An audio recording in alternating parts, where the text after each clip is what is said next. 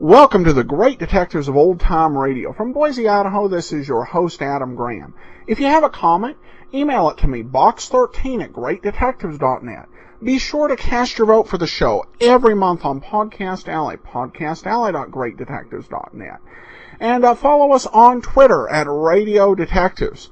Well, before we do get started, I want to encourage you to support our Summer 2011 Listener Support Campaign. Go to support.greatdetectives.net, and any contribution is appreciated. A donation of $7 or more gets you access to our premium site, and donations of $20 or more will receive an additional gift. We do have a couple comments. First of all, our first support comes in from William, who says, Adam, when I sent my last donation, I promised to support your fantastic podcast after my retirement. I am now able to listen while working around the property. Please continue to provide this extremely valuable service. Well, thank you so much, Bill, and much appreciated. Hope you are enjoying your retirement, and appreciate the support. Email, and we'll be sending out your choice of several Colonial Radio Theater audio dramas. And then we also received a comment here from Aaron, who says, I think the pledge drive is a great idea. Listeners could contribute at their chosen level, helping to offset your expenses. Thanks for the great shows, and best regards from Aaron in New York. Well, thanks so much, Aaron. Well, now it's time to get into today's episode of Barrie Craig. I want to remind you to be sure and listen after the program, because we're going to talk about additional programming that will be coming to the Great Detectives of Old Time Radio in the course of our 2011-2012 season, which starts up in October. But here now is Murder Island. William Gargan stars as Barrie Craig, confidential investigator.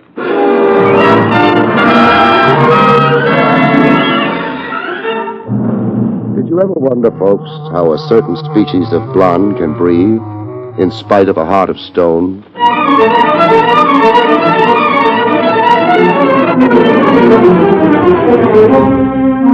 The National Broadcasting Company presents William Gargan in another transcribed drama of mystery and adventure with America's #1 detective, Barrie Craig, confidential investigator.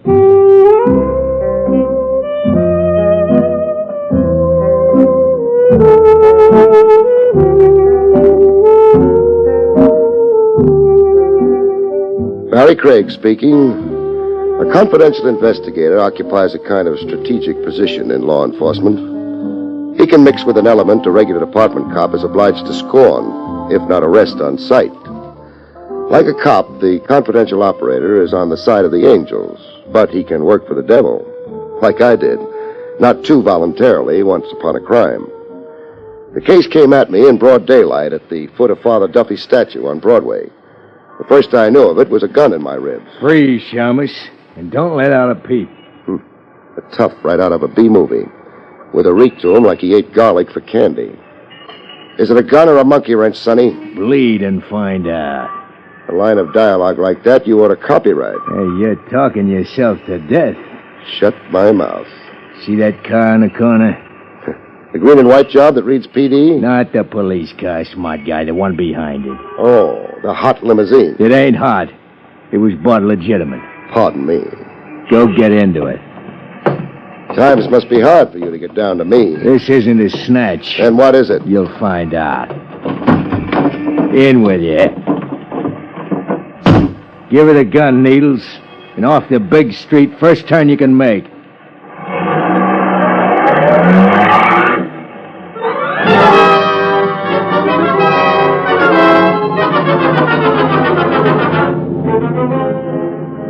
Heading downtown, I tried for a peek into my future. Who was it? Who was who?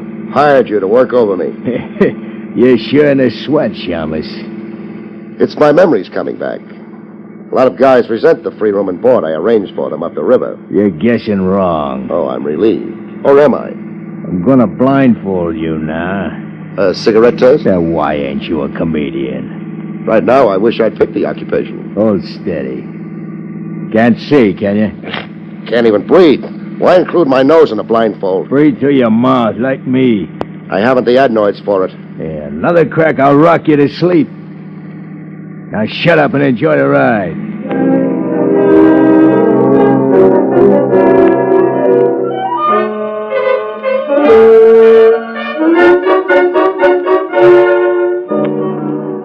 I could guess our general destination by the odor. A New Yorker develops a nose for local geography. Front Street somewhere, off the East River. The Foot and Fish Market couldn't be too far away. You're going down cellar steps, so hold on to the rail. I've got the rail.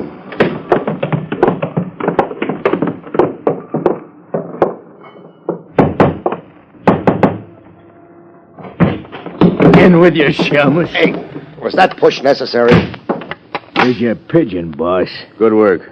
Take the blindfold off. I second the motion. Hello, Craig. Wait till the fog lifts. Not Sam Stacy. Surprised? I'm shocked at the lousy reporting this town gets. The headlines have you in Acapulco and China. The papers have been crucifying me. Mad dog killer Stacy. Where do they come off with that stuff? A guy named Crowley wasn't only dead. A bullet in his brain, plus his head caved in, plus his features smeared and his clothes gone to make identification impossible, plus being drowned in Long Island Sound. You put your heart in your work, Stacy. I didn't kill Crowley. Nobody will believe you. Sure, I'm a dog with a bad name. Grab Stacy, hang the frame on him. Okay. Start lying at me. Lying? Isn't that why I'm down here with the smell of fish and rats? Why, you... Maxine, lay off. Maxie insults easy. Stop baiting him, Craig. He's a hothead. I must remember to cool him off someday. I'm waiting to hear the lie. There was bad blood between me and Crowley, sure. I never made a secret of it. Crowley began taking horse bets on my side of the street. Like a chump, I shot off my mouth publicly, where stoolies could pipe my remarks to the cops. Shut off your mouth about what you were going to do to Crowley. That's right. But you didn't. I didn't get a chance to. You tried to, however. Yeah. I'll give you the truth with nothing held back. At your own risk. Under these circumstances, I don't regard it as confidential. The day before Crowley was fished out of the river, I trailed him to Obermeyer's boathouse over on the north shore of Long Island. But... What's the big but? Crowley shook me.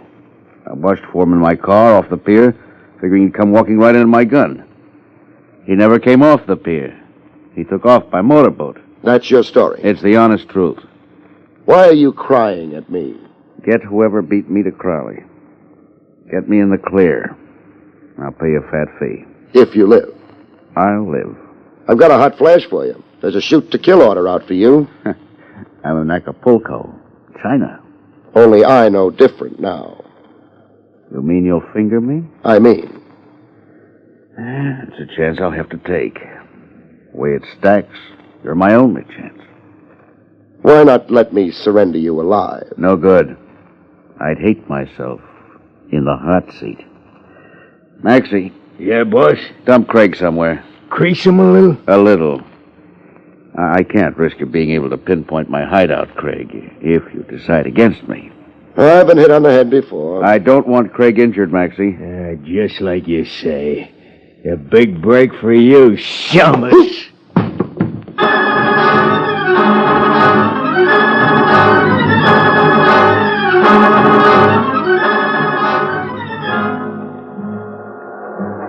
I came to with the 3rd Avenue L roaring through my head. I was on a stoop front, tilted at an angle, my hat down over my eyes, and an empty pint bottle at my feet, like a bum sleeping off a bottle of paint remover. Sensitive Maxie had a sense of humor after all. I found a note pinned inside my coat. Craig, I've got a wife and kids. Please, Stacy. Pinned to the note was a $1,000 bill, a retainer. A wife and kids. If it was a lie, it was a good one. It was about the only way Stacy could hook me as a helper.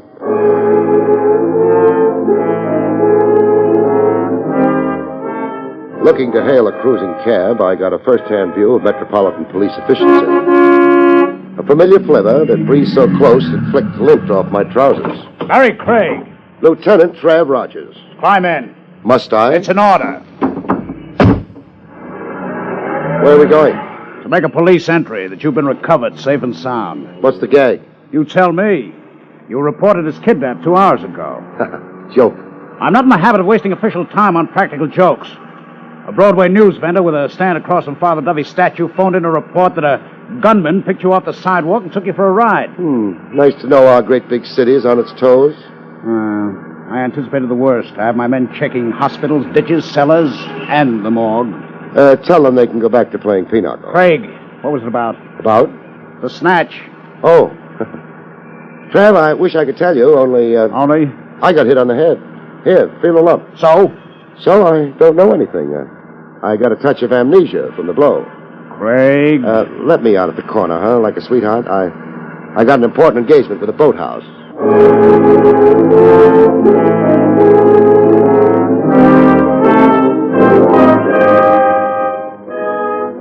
Obermeyer's boathouse looked like a wreck washed ashore by a hurricane. Scrap iron, old anchors, piles of rusted junk.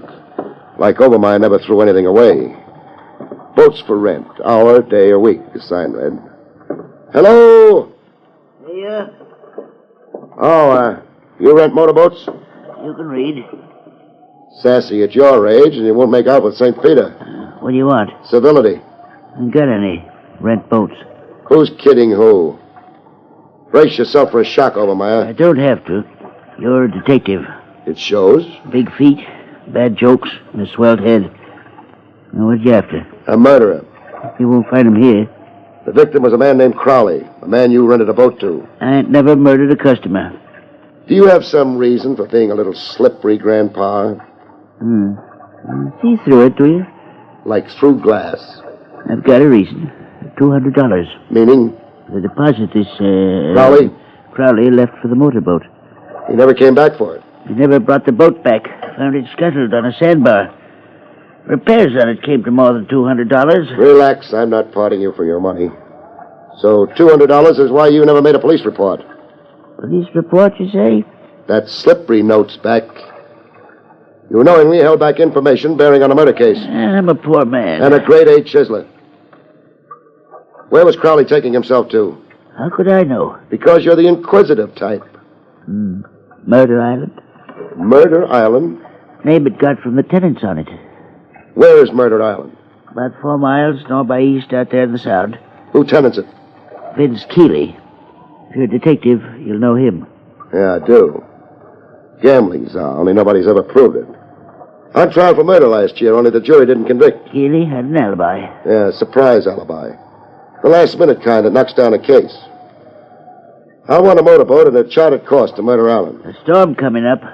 Well, not for hours, the way the sky looks. Storms are deceiving. I'll take the chance. I'll want a deposit. I'll bring the boat back. If Keeley lets you come back, I'll want a deposit.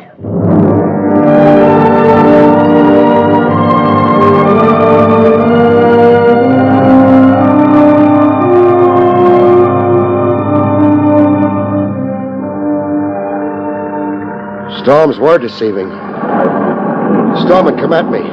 Like Obermeyer had push-button control over storms and was having this laugh at me. Rain in buckets from overhead and the river splashing over me below. Faster than I could bail water. It was only minutes before I had to swim for it. What flashes through your head when you see death working you over? One measly thought playing over and over like a record stuck in a groove. Why did this have to happen to me? When there was no doubt about Obermeyer losing a boat to Davy Jones, I started the long swim.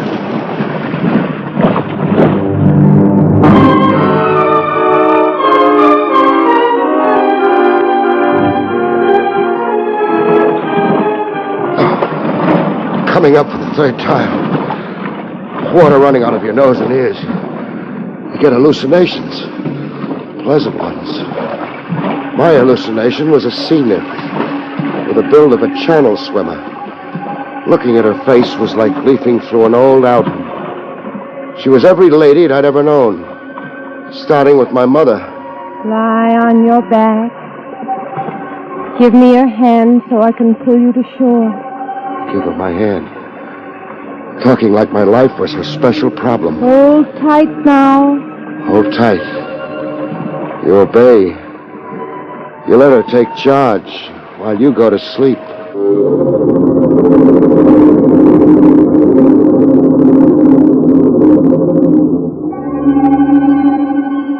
I knew I was still alive by the sandflies making a playground of my chest. I was on a beach littered with fish skeletons. Hello. And a girl flopping beside me like a come-to-Bermuda poster of honeymooners. A girl with none of the faces in the old album. Flash storm capsized your boat. Yeah, Obermeyer worked that trick with push buttons. What'd you say? Never mind.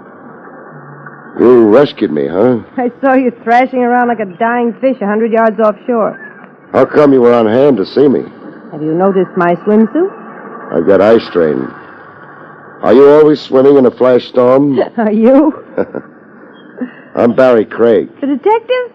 Oh, I can't believe I'm that famous. You are along 52nd Street. 21 and Nightclub Row? I'm Rose Renee. The queen of burlesque? Oh, I can't believe I'm that famous. You are among connoisseurs. Exactly where are we? On Murder Island. Oh, you belong to it? I'm married to it. Married? Let me try to guess. Mrs. Vince Keeley. Play Hearts and Flowers, Maestro. It's as bad as that? A jail sentence. I'm a prisoner of love. Vince bought me, only he welched on the payment. He welched after I said I do. Why the frank talk? When I feel I broadcast, that's my nature. I'm cooped up on this crummy island so Vince won't have to fight off the boys giving me the eye. The only glad rags I get to wear is a swimsuit. So pick up and go. I'm allergic to morgues. Yeah. Murder is Vince's business, they say. That's no joke. Vince connived his way out of one murder rap last year with a phony alibi. Yeah, I remember the trial. Who was it again Vince was charged with knocking off? Dixie Dugan, his business partner. Oh, Slot machines, dice houses, stolen liquor. Dugan was fed up, about to confess all to the DA when he suddenly turned up dead. Vince served champagne that night to celebrate. Why are you telling me all this? On the hunch that it's case reopened. But you're here after Vince. You really want a divorce? Oh, any old way. Then tell me about a fellow named Crowley. Crowley was Vince's star witness last year. Crowley's alibi for Vince got Vince acquitted. Sister, your divorce is practically on the horizon if you come through with this next one. Did Crowley come here to Murder Island lately? Crowley was always coming to the island. He and Vince were squabbling all the time. What about? Hush money. I passed the time getting an earful of things. Crowley was putting the bite on Vince. Blackmail for his perjured testimony? I asked you. How about Sam Stacy? Never heard of him. Stacy's being accused of murdering Crowley. News to me. I'm shut off from the outside world. Look, I gotta go now before Vince sends out a searching party. Don't let on to Vince we met. Am I the dope to kill the golden goose?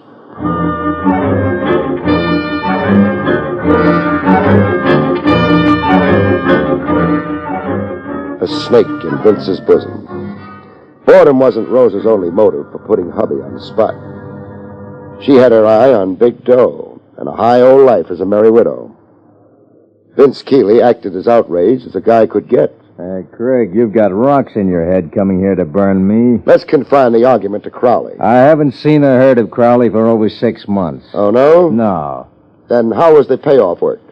What payoff? The blackmail money to Crowley for the perjured alibi last year. Hey, you're asking for something. You hinting the river? Now, look, you got me all wrong. I made a shady buck once, sure. It's all behind me. I'm out of the rackets now, clean as a whistle, living respectably. Why, I'm even holed up on the island to keep out of trouble, to improve my mind and amount to something more than a mug. I can't cry. I don't have a handkerchief on me. Hey, look around you, Craig. All the books on them shelves. I promised myself I wouldn't get off this island until I read every one of them. Why, even take piano lessons. How about typewriter practice? I asked you to quit writing me. So you didn't murder Crowley to stop his blackmail? No. You also denied that he perjured for you once? I deny it, yeah. And Sam Stacy. Know him? Not familiarly. A punk bookie somewhere, isn't he? He is. They're pinning the Crowley rap on him. Well, it's nothing to me. We through? No. Who is your lawyer? George Brooks. Did Brooks defend you in that murder trial last year? Yeah. Now what are you up to? Just familiarizing myself with all the ramifications of your living. The coming genius like you with books and a piano, I might want to do a profile for the society pages. Craig, get out of here. Sure. But first I'm showing you this. A rod, huh? A rod. I'll take some killing before I'm killed. You're crazy. Prove it by ferrying me off the island. I lost my boat to a storm. I'll have you ferried off, but stay off.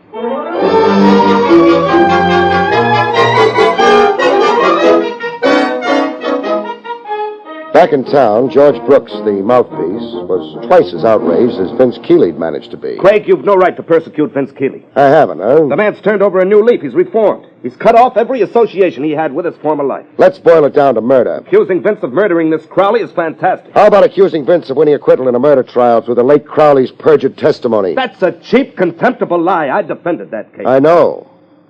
Why do you represent a man as notorious as Vince Keeley? Because I believe every man has some good in him. Because I'm not a blue nose or a moralist. Because I have every evidence Vince Keeley wants to live a decent, useful life if given a chance. You're positive Keeley hasn't done murder, past or present? If I believed otherwise, I wouldn't raise a finger to help him. Whoever murdered Crowley, it wasn't Keeley. And now, if you don't mind, I've a busy schedule. Okay if I use your phone for a minute? If you must.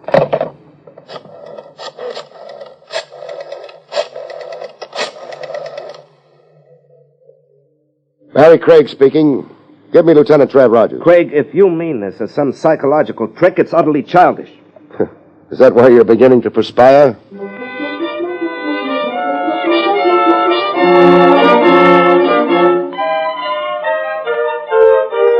Over coffee and sinkers, I got the benefit of Trav Rogers' power of analysis. Putting one and one together from what you told me, one notion keeps standing up in my head, Craig.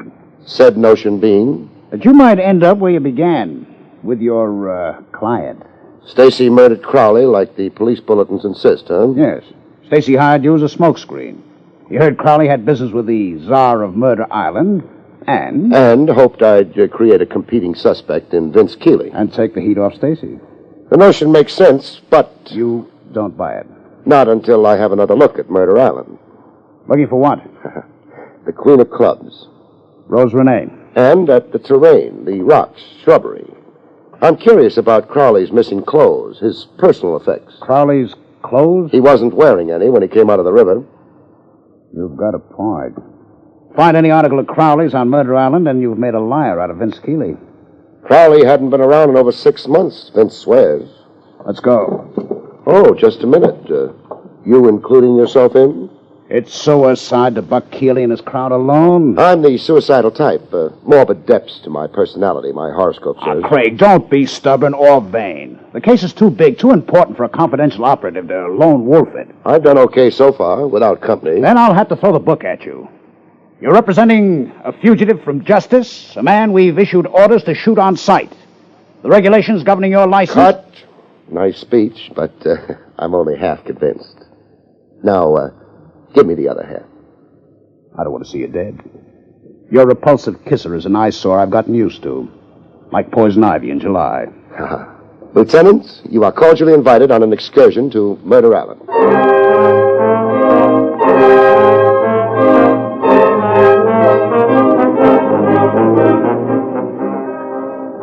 We combed every nook and crag of Murder Island, but no luck. My aching feet, Craig. I can make a surveyor's map of this rock pile from memory. So we drew a blank. Will that be your Queen of Clubs? It is. Barrie Craig. And friend? Lieutenant Trav Rogers. What have you got, a divining rod for locating me? I've been watching you for half an hour. You're wasting your time. Am I? You won't find Crowley's clothes. How do you know what we're searching for? Is that hard? It even occurred to me to look for them. How'd you make out? Ashes. Ashes? The clothes were burned. See that stone incinerator over there? Yes. That's where Vince burned them. Still punching for that divorce, huh? Lead me to the ashes.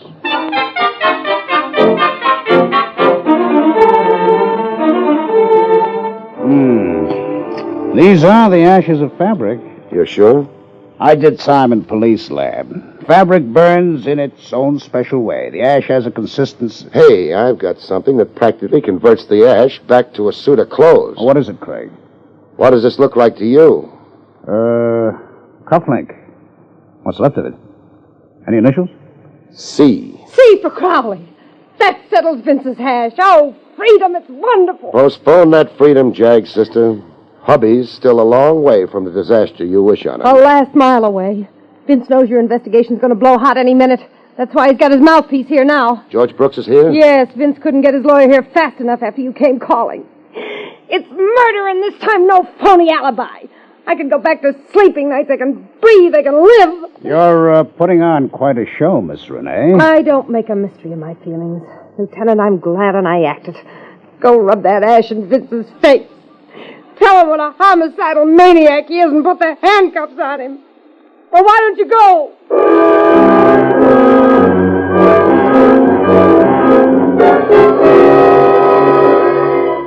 Quite a repertory, Rose Renee. Hysterics. They were long overdue. Vince Keeley roped her into marriage and never let go of the noose. The way you work up sympathy. I'm not all cop, Trav.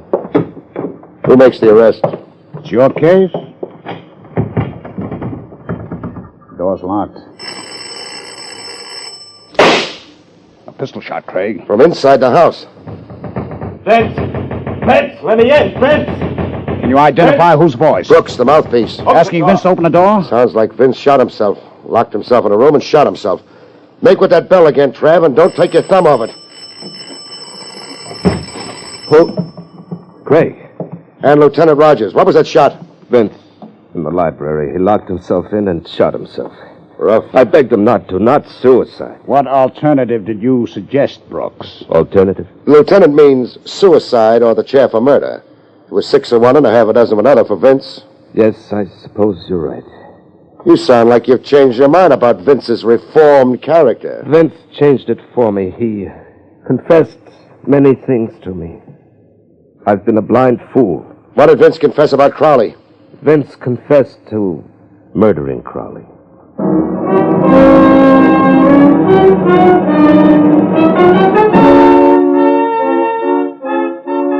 In the library, Vince Keeley lay in peace with a look on his face that said he wasn't sorry to go. Queen of clubs bawled like a baby. The senseless kind of tears women are famous for. While the mouthpiece, Brooks, beat his breast and put Vince's confession on the record. I've been duped, tricked, made the fool. Vince's confession, please.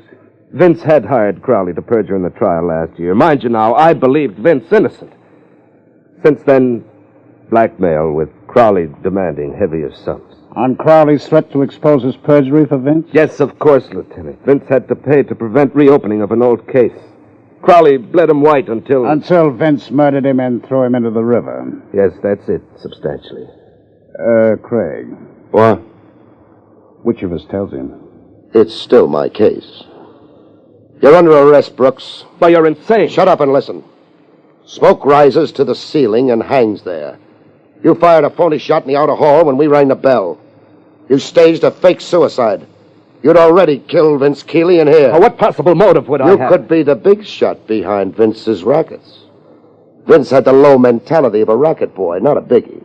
Crowley's threat against Vince threatened you even more. I won't stand for And this. you lie down for it. Get off the floor, Brooks, and listen to more. You also killed Crowley. Vince would be the world's prized chump to pay Crowley blackmail or even worry about Crowley. That's double jeopardy, Brooks. Crowley could confess perjury from now to doomsday. But no power on earth, no new evidence could force Vince to stand retrial for a murder he'd already stood trial for once and found acquittal. He's your prisoner, Trav. I'm turning him over to you.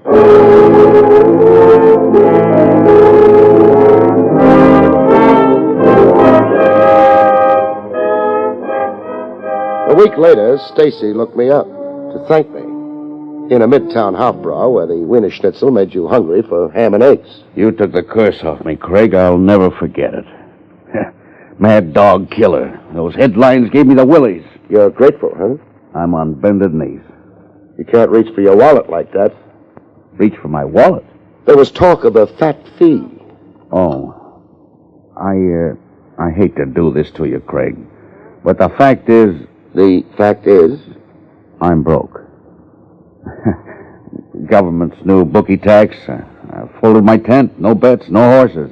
I'm down to driving a beer truck. For the wife and kids? That's another thing, Craig, I want to tell you about.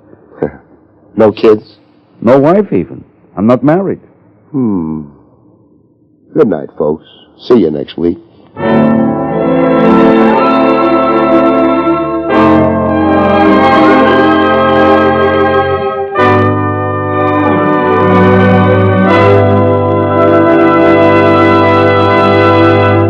You've been listening to William Gargan in another exciting transcribed mystery drama from the adventures of Barrie Craig, confidential investigator.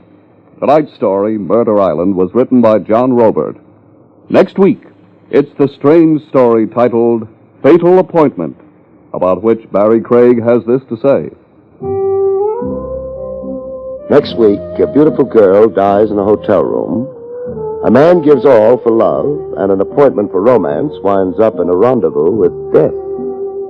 See you next week, folks.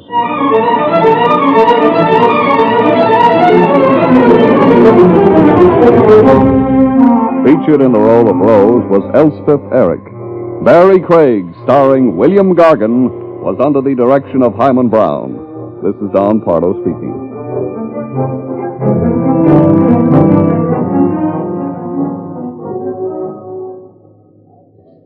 Now enjoy Meredith Wilson's Music Room on NBC.